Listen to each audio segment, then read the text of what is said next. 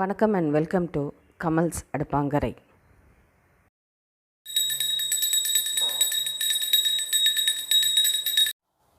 இது கலர் பார்த்தோன்னே தெரிஞ்சிருப்பீங்க.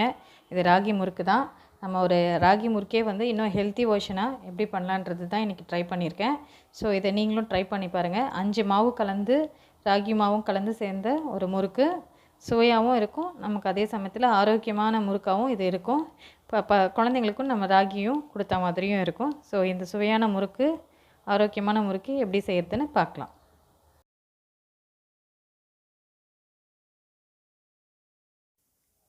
ராகி முறுக்கு செய்யறதுக்கு என்னென்ன பொருள் தேவைன்னு பார்த்துடலாம். 1 கப் ராகி மாவு எடுத்திருக்கேன். 1 கப் ராகி மாவு இது கிட்டத்தட்ட 225 கிராம்ஸ். இது 2 டேபிள் ஸ்பூன் மாவு பச்சரிசி மாவு. மாவு பச்சரிசி இல்லைனாலும் நம்ம நார்மலாக யூஸ் பண்ணுற எந்த மாவாக இருந்தாலும் அதை யூஸ் பண்ணிக்கலாம். பச்சரிசி மாவு தான் இதுக்கு நல்லாயிருக்கும். 2 டேபிள் ஸ்பூன் அளவுக்கு உளுத்த மாவு, இதுவும் வந்து 2 டேபிள் ஸ்பூன் பைத்த மாவு, 2 டேபிள் ஸ்பூன் பொட்டுக்கடலை மாவு. இது எல்லாமே 2 டேபிள் ஸ்பூன் எடுத்திருக்கேன். இது வந்து 1 கப்பு 225 கிராம்ஸ் எடுத்திருக்கேன். இதுக்கு வந்து ஒரே ஒரு பிஞ்ச் வந்து ஓமம், இது ஆப்ஷனல் தான்.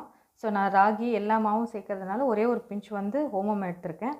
வெள்ளை எள்ளு கொஞ்சம் கலர்ஃபுல்லாக நல்லாயிருக்கும் இதில். ஸோ பெருங்காயம் 1 டீஸ்பூன் எடுத்துக்கோங்க. உப்பு வந்து தேவையான அளவுக்கு எடுத்துக்கோங்க. நெய் வந்து பிசையறதுக்கு தேவையான அளவுக்கு நெய் எடுத்துக்கலாம். இப்போ ஒரு பெரிய பாத்திரம் எடுத்துகிட்டு அது ஜலிக்கிறதுக்கு ஒரு ஜல்லடை எடுத்துக்கோங்க. இப்போ மாவெல்லாம் ஜலிச்சு எடுத்துக்கலாம். மாவு ஜலிச்சா தான் நம்ம ஸ்மூத்தாக ஒரு முறுக்கு கிடைக்கும். மாவு பிசையறதுக்கும் நமக்கு ஈஸியாக இருக்கும். அரிசி மாவு, நம்மளுடைய உளுத்த மாவு,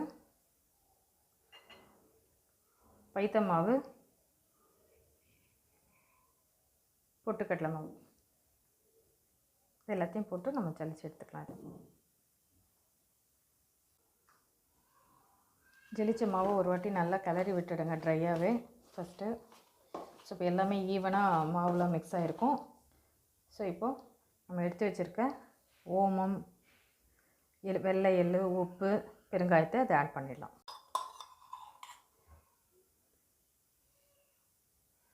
ஸோ இப்போ இதில் நெய் வந்து 1 டேபிள் ஸ்பூன்லேருந்து எடுத்து யூஸ் பண்ணிக்கோங்க. இது அவங்க ஆப்ஷனல் தான். கொஞ்சம் நெய்யோ பட்டரோ இல்லை குக்கிங் ஆயில் எது யூஸ் பண்ணாலும் ஓகே.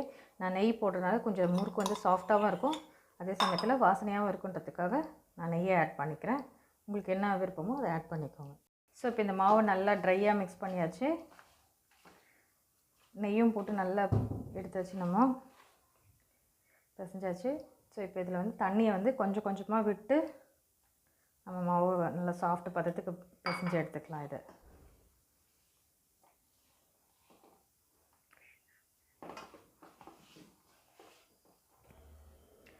இந்த மாதிரி கொஞ்சம் கொஞ்சமாக தண்ணியை விட்டு, ரொம்ப விட்டுறாதீங்க, ராகி ரொம்ப தண்ணியை எடுக்காது. ஸோ கொஞ்சம் கொஞ்சமாக தண்ணியை விட்டு இந்த அளவுக்கு சாஃப்டாக இருக்கிற அளவுக்கு நம்ம பிசைஞ்சு எடுத்துக்கலாம்.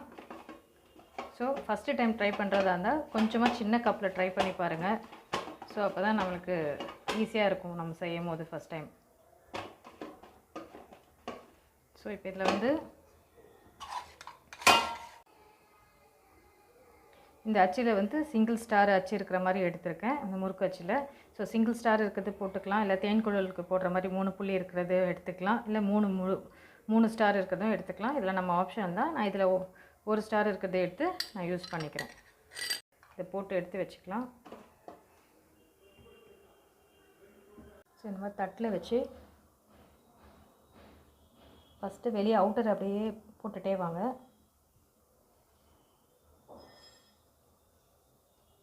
ஸோ உள்ளே வந்தோடனே இப்படி நிறுத்திட்டு இதை இப்படி ஒரு அழுத்துங்க. ஃபஸ்ட்டு ஸ்டார்ட் பண்ணதே ஒரு அழுத்துங்க. ஸோ இப்போ ஒரு ஷேப்பாக வந்துடும் அது.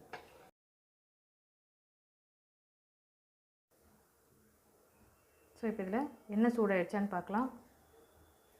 ஸோ இது போட்டோன்னு நல்லா புரிஞ்சு வருது. ஸோ இந்த இடத்துல நம்ம முறுக்கெல்லாம் போட்டு எடுத்துடலாம். இப்படி திருப்பி விட்டுங்க. கையால் எடுத்தனாலும் ஓகே, இப்படி திருப்பி விட்டாலும் ஓகே, பிக்னஸாக இருந்தாலும். இப்போ நம்ம தட்டில் போட்ட முறுக்கை இப்படி கையால் எடுத்து இப்படி விட்டுடுவோம். சிம்லே வச்சு சுடுங்க. அந்த தண்ணிப்பதம் இருக்கிறதுனால எண்ணெயில் போட்டோன்னே நல்லா சொதன்னு கொதிக்க ஆரம்பிச்சிடும். அந்த கொதிக்கிற தன்மை நல்லா வத்துற பிறகு நம்ம வந்து முறுக்கு எடுத்துக்கலாம். ஸோ இப்போ இது போட்ட உடனே கிளறி விடாதீங்க. கொஞ்சம் நேரம் அந்த சூடுத்தன்மை மாறின உடனே கொஞ்சம் அந்த ஃபஸ்ட்டு கொதித்த தன்மைக்கு இப்போக்கு கொஞ்சம் மாறும். இந்த ஸ்டேஜில் வந்து லைட்டாக இப்படி திருப்பி விடுங்க. ராகி முறுக்கு ராகி இந்த கலர் இருக்கிறதுனால ராகி இந்த கலரில் தான் முறுக்கு வரும். ஆனால் நமக்கு டேஸ்ட் நல்லாயிருக்கும், ஹெல்த்தியாகவும் இருக்கிற மாதிரி இருக்கும் நம்ம ராகியில் சாப்பிட்றதுனால. ஸோ இந்த மாதிரி ஒரு முறுக்கு ஒரு வாட்டி நம்ம ட்ரை பண்ணி பார்க்கலாம்.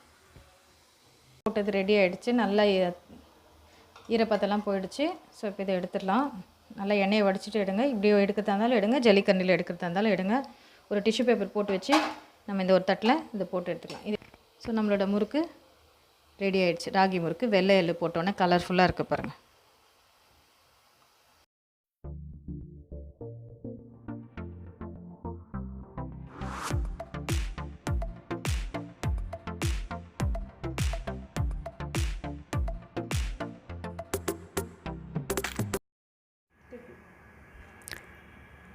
இந்த வீடியோ உங்களுக்கு பிடிச்சிருந்தா சப்ஸ்கிரைப் பண்ணுங்கள். கூடவே இருக்கிற பெல் ஐக்கான் பட்டனை கிளிக் பண்ணுங்கள். ஃபர்தர் நோட்டிஃபிகேஷன்ஸு உங்களுக்கு கண்டினியூ ஆகிறதுக்கு அது ஹெல்ப் ஆகும். உங்களுக்கு இந்த வீடியோ பிடிச்சிருந்தா லைக் பண்ணுங்கள். ஏதாவது கமெண்ட் பண்ணணுன்னு இருந்தால் கமெண்ட் செக்ஷனில் கமெண்ட் பண்ணுங்கள். இது யூஸ்ஃபுல்லான வீடியோவாக இருந்தால் உங்கள் ஃப்ரெண்ட்ஸ் ரிலேட்டிவ்ஸ்க்கு ஷேர் பண்ணுங்கள். மறக்காமல் சப்ஸ்கிரைப் பண்ணிவிடுங்க.